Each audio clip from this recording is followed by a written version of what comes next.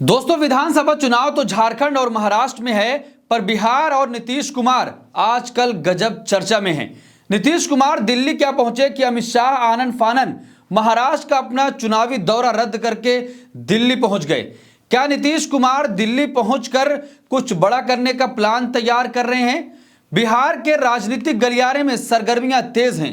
इस बात की बार बार चर्चा की जा रही है कि आखिर भारतीय जनता पार्टी बिहार में ऐसा क्या खिचड़ी पका रही है कि नीतीश कुमार और भाजपा के आला कमान के बीच लगातार मीटिंग्स का दौर भी जारी है। पहले छठ के मौके पर जेपी नड्डा 2 दिनों के लिए पटना गए। उसके बाद प्रधानमंत्री नरेंद्र मोदी 2 बार पटना आए और अब नीतीश कुमार दिल्ली आए हुए हैं। इस बीच खबर जोरों पर चल रही है कि बिहार में कुछ बड़ा सियासी उलटफेर होने जा रहा है, क्योंकि नीतीश कुमार दिल्ली में हैं और इस यात्रा को नीतीश कुमार ने अपनी निजी यात्रा बता दिया है। नीतीश कुमार और भारतीय जनता पार्टी के बीच हो रहे इन लगातार मीटिंग से साफ पता चलता है कि भाजपा और नीतीश कुमार के बीच कुछ खटपट जरूर है। नीतीश कुमार ने अपने दिल्ली की इस यात्रा को निजी यात्रा बताया है। नीतीश कुमार ने पिछले महीने में भी निजी कारणों का हवाला देते हुए दिल्ली का दौरा किया था। नीतीश कुमार के इस दिल्ली दौरे से राजनीतिक अटकलें तेज हो चुकी हैं कि नीतीश कुमार का बार बार भाजपा के नेताओं से मिलना और लगातार ये कहते रहना कि अब हम कहीं नहीं जाएंगे, किस बात की ओर इशारा कर रहा है? क्या नीतीश कुमार भाजपा के आला कमान को सीधे तौर पर यह मैसेज देने की कोशिश कर रहे हैं कि बिहार विधानसभा चुनाव में अगर उनकी मांगें नहीं पूरी की गई तो वो खेल कर सकते हैं?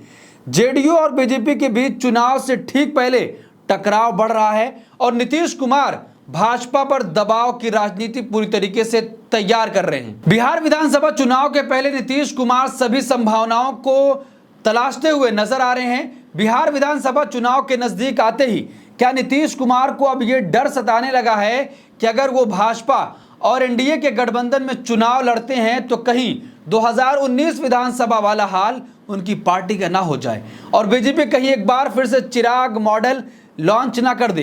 बीजेपी ने जब पिछली बार चिराग मॉडल लाया था तब नीतीश कुमार को लगभग 30 सीटों का बिहार विधानसभा में नुकसान हुआ था और जेडीयू बिहार में तीसरे नंबर की पार्टी बन गई थी।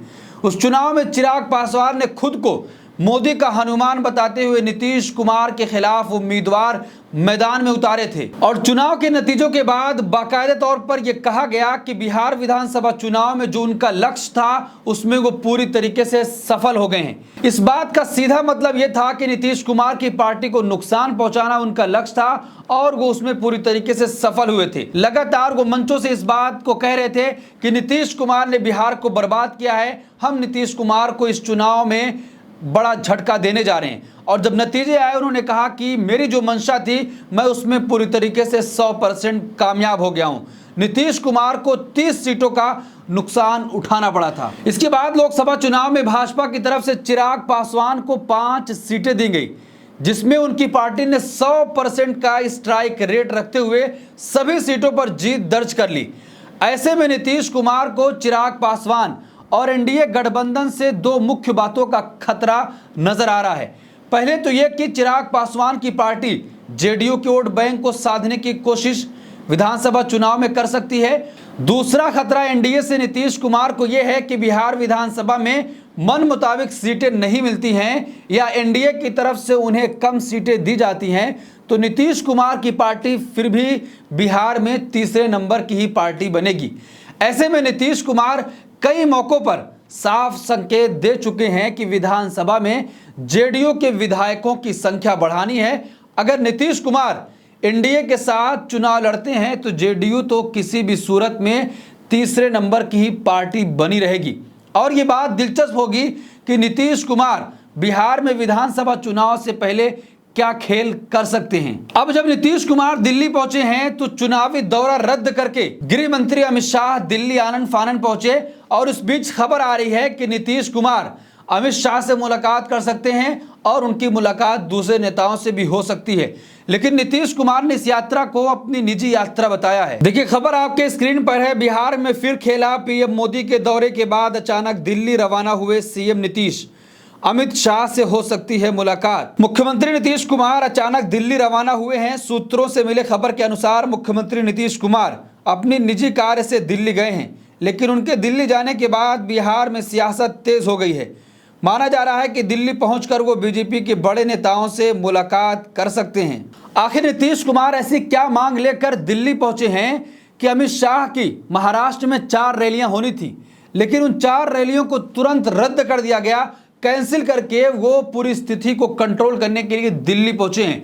दोस्तों, ऐसी क्या मांग कर दी है नीतीश कुमार ने? आखिर नीतीश कुमार क्या चाहते हैं भारतीय जनता पार्टी से? एक तरफ एक सहयोगी ने, एनपीपी ने अपना समर्थन वापस लिया है, तो क्या भाजपा को यह डर सता रहा है कि नीतीश कुमार भी साथ छोड़कर जा सकते हैं?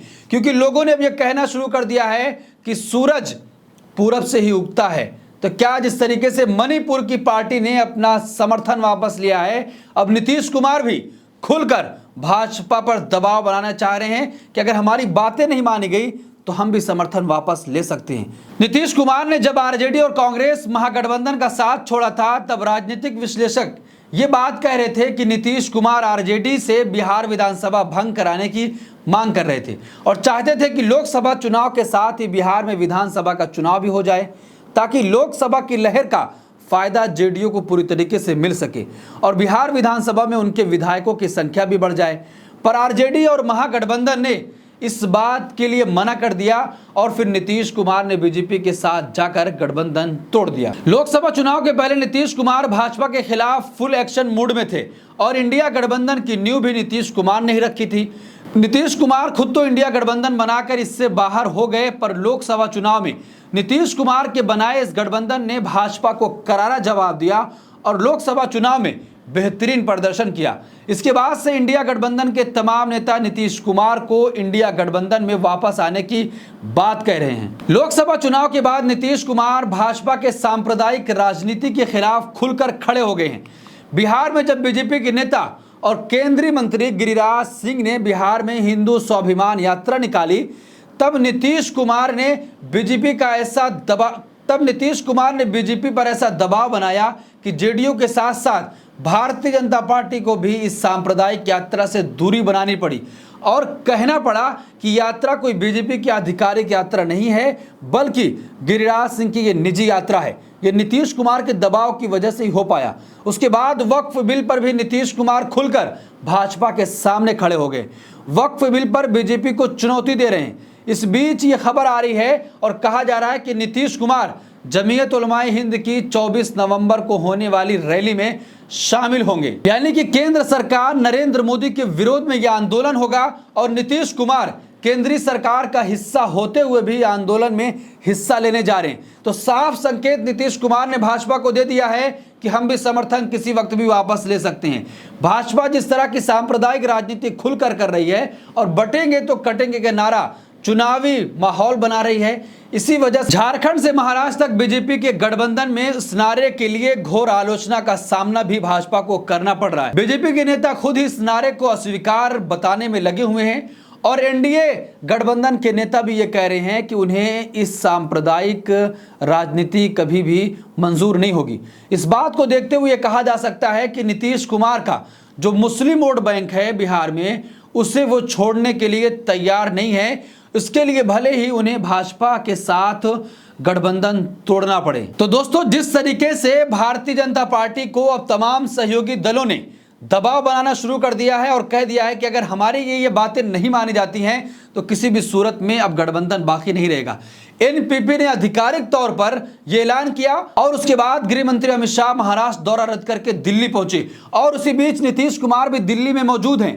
पहले तो नीतीश कुमार ने कहा कि निजी यात्रा है, लेकिन अब खबर आ रही है कि गृह मंत्री अमित शाह नीतीश कुमार से मिलना चाह रहे हैं। क्या कुछ ऐसी बड़ी मांग लेकर नीतीश कुमार दिल्ली पहुंचे हैं जिससे भाजपा हाला कमान पूरी तरीके से बौखला चुकी है और इस वक्त देश में प्रधानमंत्री नरेंद्र मोदी भी मौजूद नहीं है, वो विदेशी यात्रा पर हैं। क्या ऐसी तमाम स्थितियों को गृह मंत्री अमित शाह कंट्रोल कर पाएंगे? आपकी क्या राय? कमेंट बॉक्स अपनी राय जरूर दें और ऐसी तमाम खबरों के लिए देखते रहिए देश नीति। धन्यवाद।